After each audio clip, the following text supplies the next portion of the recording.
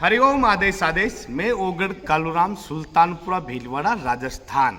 हम कभी भी सोशल मीडिया पर या आश्रम पर कोई अंधविश्वास नहीं फैलाते हैं, ना ही हम कभी किसी को गुमराह करते हैं, ना ही किसी को हम बीमारी को हटाने का पूर्ण दावा करते हैं। कोई भी बीमारी है, आपको पहले हॉस्पिटल जाइए, डॉक्टर का समाधान करवाइए। ओगढ़ कालूराम जी के द्वारा किए जाने वाले परम कर्तव्य हमेशा गौ माता की सेवा करना, समाज कल्याण करना, समाज सेवा करना और छोटे छोटे बाल बच्चों को पढ़ाने के लिए पढ़ाई लिखाई की सामग्री वितरित करना, यही ओगढ़ कालूराम जी का परम कर्तव्य है। आश्रम पर जो भी आता है उनकी समस्याओं का निवारण बिल्कुल निःशुल्क किया जाता है। आश्रम पर किसी भी तरह की कोई ठगाई या पैसा या चार्ज नहीं लिया जाता है। केवल हम आश्रम पर आए हुए भक्तों को महाकाल के आशीर्वाद से उनकी समस्याओं का निवारण करवाते हैं। तो यहाँ पर बिल्कुल निःशुल्क समाधान किया जाता है। और दूसरी बात, अगर आश्रम पर कोई भगत आता है तो पूर्ण श्रद्धा और विश्वास लेकर आए, बाकी गुरु महाराज करने वाला है। हरिओम आदेश।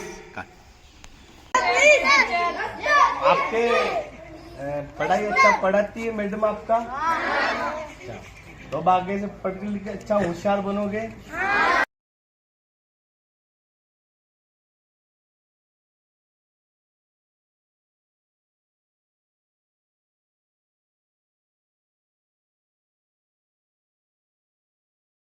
गाँव में अरे फालतू घूमोगे तो नहीं, इधर उधर बराबर पढ़ाई करोगे, माता पिता की आज्ञा का पालन करोगे। हरिओम आदेश आदेश। मैं ओगढ़ कालूराम, सुल्तानपुरा भीलवाड़ा, राजस्थान। सर्वप्रथम में मेरी सभी माताओं बहनों भाइयों गुरु भाइयों को तहे दिल से बारंबार प्रणाम करते हैं। जाने अनजाने भूल में अगर कुछ गलती हो जाए तो हमारे को क्षमा करें। हमेशा गौ माता की सेवा करें, माताओं बहनों की इज्जत करें, माता को माता समझे, बहन को बहन समझे और भाई को भाई समझे। अपने माता पिता की हमेशा सेवा करें। आज हम आपको एक ऐसा टोटका बताएंगे कि तंत्र शास्त्र में और तंत्र विधि में और मंत्र विधि में वनस्पति को कैसे एक निमंत्रण देकर उनको घर पे ले जाकर मालामाल हो सकते हैं। वनस्पति को भी आप बिना निमंत्रण दिए अपने घर पे नहीं ले जा सकते हो। अगर वनस्पति को आप बिना निमंत्रण दिए घर पे ले जाओगे तो भी आपका वो कोई काम नहीं करेगी।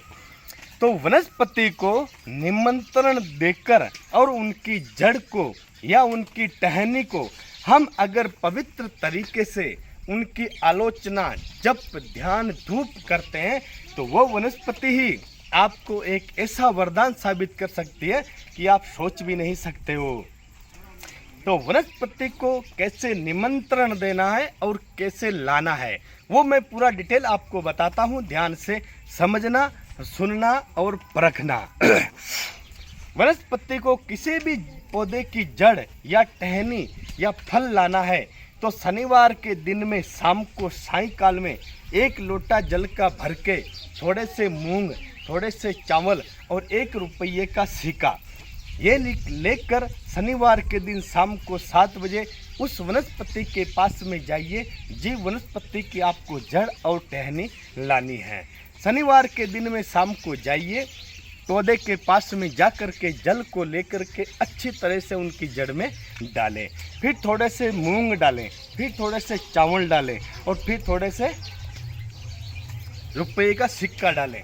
फिर वहाँ पर अपने को यही मनोकामना कहनी है, यही बोलना है कि हे वनस्पति देव, मैं कल सुबह जल्दी आपको लेने आऊँगा, तो आप हमारे साथ में अवश्य चलें और हमारी जो मनोकामना से आपको लेने आए हैं तो उन्हें मनोकामना आप पूरी कीजिए।